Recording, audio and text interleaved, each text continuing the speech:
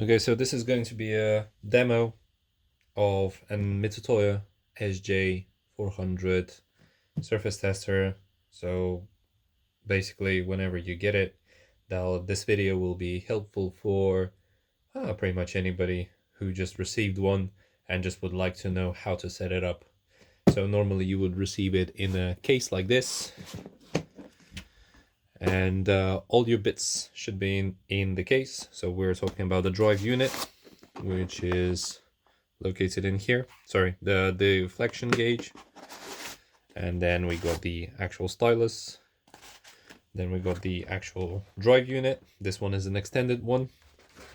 The main unit, the processing, the charger, and obviously we've got the surface plate. So I'm just going to take everything out now on outside of the case, and we're going to set it up. Okay, now that everything is unpacked and out of the original case, we're just going to obviously plug in the charger. Whenever we plug in the charger into the outlet, we obviously look for the green light. And whenever we turn it on, the green light comes on. That means the charger is working. So we go the drive unit. With this particular one and any SJ210 or 410 or 310, you cannot plug it in wrong. It just won't let you do it anyway. So the detector goes in here, just plugs in, nice and careful. Don't push anything that doesn't go. This particular one has an option of the battery power to be on and off. So just make sure this is off, because this particular one doesn't have a battery. So every time you unplug it, it will lose all the memory if you have anything saved. Also, which is a very popular mistake, people put on the key mask on, which is essentially just blocking the whole touchscreen from being able to be operated. And sometimes people turn it on and don't see anything, is because the contrast is either all the way in or all the way out, so you cannot see anything. So you always have your reset button for any errors that you cannot clear, and additional RS232C and the SBC, that's for additional accessories. So we're just going to put this here. Charger goes right next to the battery power on off. By the way, battery power on off goes off and stays off. There's nothing to charge there. We're going to get rid of this. So now that we got our drive unit here, we're going to put the detector in. We're going to be putting it this way so that we can see that this band is looking upwards. We don't need to push anything. That if it doesn't go, make sure you reset it. It needs to go nice and smooth, about this much out. And now we're just going to open our calibration plate like this, set it to the side, and this is our stylus. Unlike the SJ210 310 styluses, this one is somewhat less expensive, but also something that you can drop, and there's still a higher chance to have it still within one piece. It's because it's ever so light, and the diamond at the end, even though it is exposed, the weight of the stylus cannot simply make a bigger impact on the floor for it to actually break, unless, well, as I said, compared to SJ210 styluses and the 310 styluses, this is just basically a pickup with a diamond at the end of it. So you have a choice. You can keep this on, or you can take it off with the screw over here, which is an Allen key, 2mm approximately. So now we're going to insert it. All we're looking for, unfortunately camera won't be able to pick it up, in there we're looking for a steel housing, and we are going to guide this way until we find it. No need to push it any further than it can go. It needs to be a click. like this. And it needs to be free, which is very, very important. If it's sticking halfway through, it's not good. It needs to be free. It doesn't need to catch on anything. As I said, you always can take off the top over here, and you will be able to see if something is actually obstructing. So we're going to set it up now over here. I'm going to move my camera a little bit closer towards the unit so we can see a little bit better. So now that I have a better angle of the gauge, the SJ-400 Mitutoyo surface tester, we're going to go through the compartments. So this compartment on the 310, you probably noticed, is exactly the same. Here would normally be the drive unit where you can actually put it. That's on the older 301s, but this time is the pen. I highly advise use the pen, not a pen as in a writing pen, not a pencil, not a piece of rod, nothing else. Use the pen, please, because your dirty fingers, they will leave residue on here. Yes, we have spare screens. Yes, we can repair them, but you don't want to pay 400 quid for a new screen. So dirty fingers supposed to be not be here. Use a pen. So to turn it on, we've got a button on the side right here. Just need to press it once and you can see the main menu. What we're going to do is we're going to check first if the deflector is reacting to anything. So we're going to move the reference piece underneath. Just mind that this is not touching currently. I'll be using the fine feed on the top provided with this particular case. It has specifically says up or down. Well, not this particular one because it erased. But this is going to be down clockwise. I'm going to, sorry, the other way. Anti-clockwise is down, and we're going to slowly apply pressure until the indicator on this side will go right in the middle. That's how we know we got equal pressure. Just like that. This is enough. You also,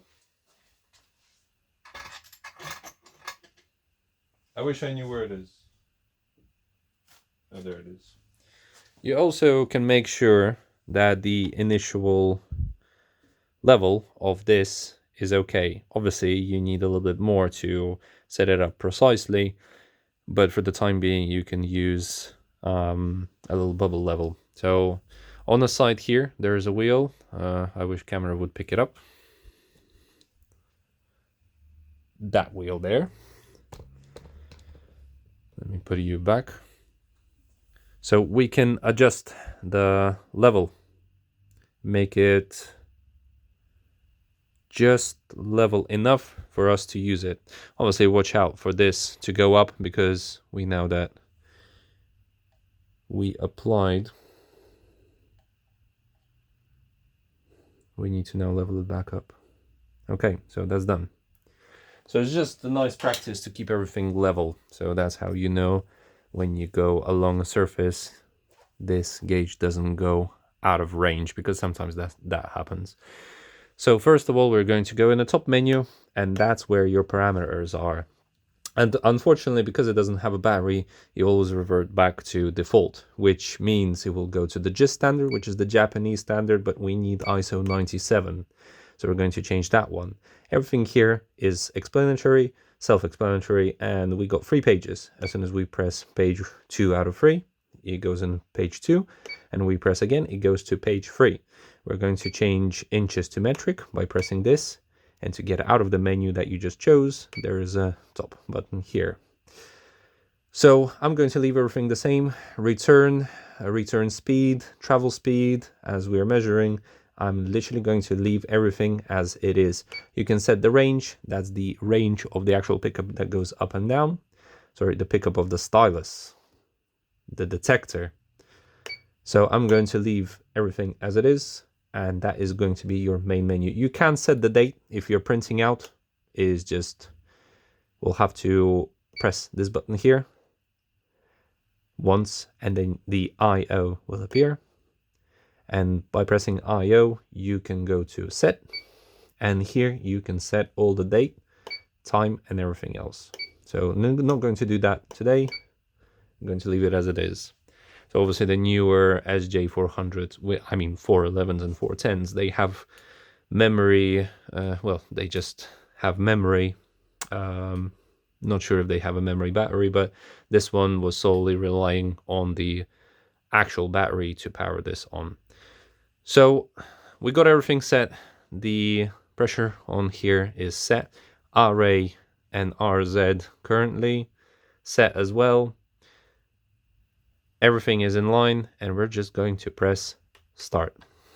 And it's going to measure. Let it do its thing.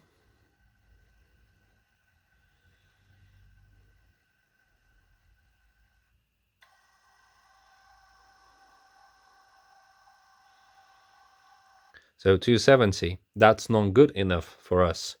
Now we are going to calibrate it. So in order to calibrate it, we're going to press on this button over here to go through the bottom menu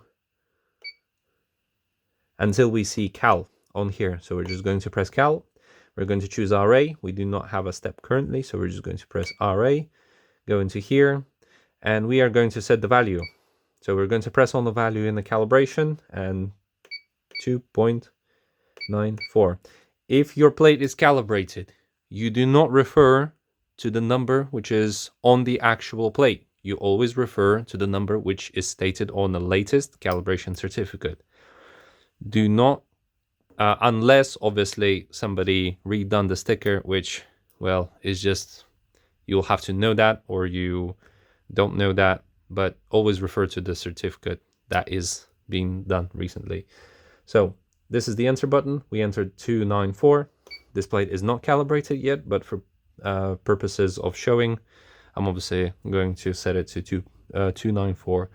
So I'm going to move the plate to the furthest part as far as I can, because the travel over here is 2.5 mil times 5, which is going to be quite far. I'm going to adjust this. It's always a good idea to have the stylus pressure a little bit bigger, once again, for the reason of if it's not being leveled, which you can do here, it can slightly go off because this plate here only has a rubber pad on the bottom. It's not supposed to be super precision calibration specimen. Anyway, we're going to just double check 2.94, and we're going to press start. And we're going to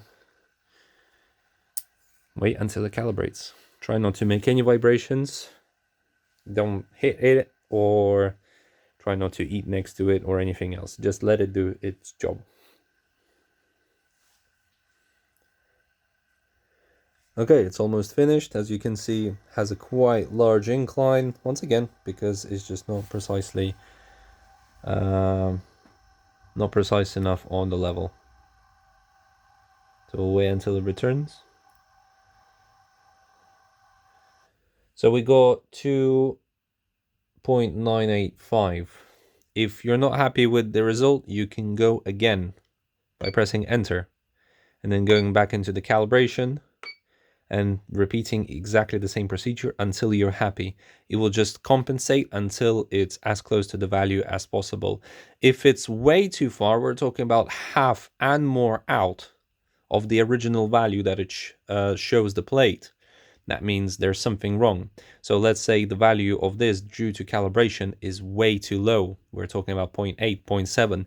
That means you do not have a diamond.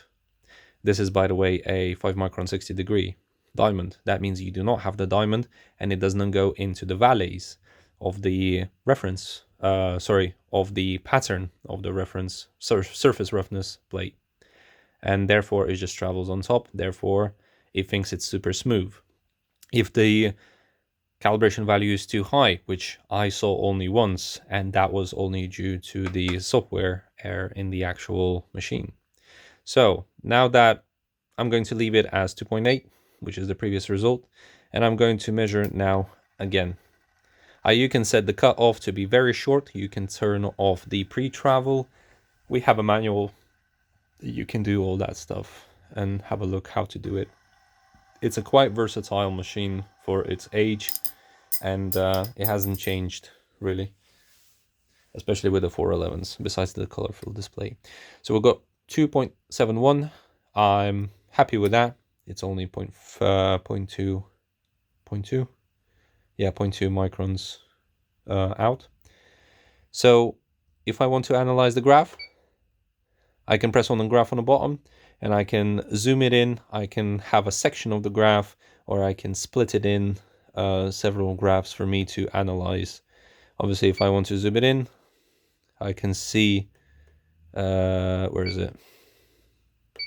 You can choose what way you want to go, how high you want it, how big you want it. Everything is located over here.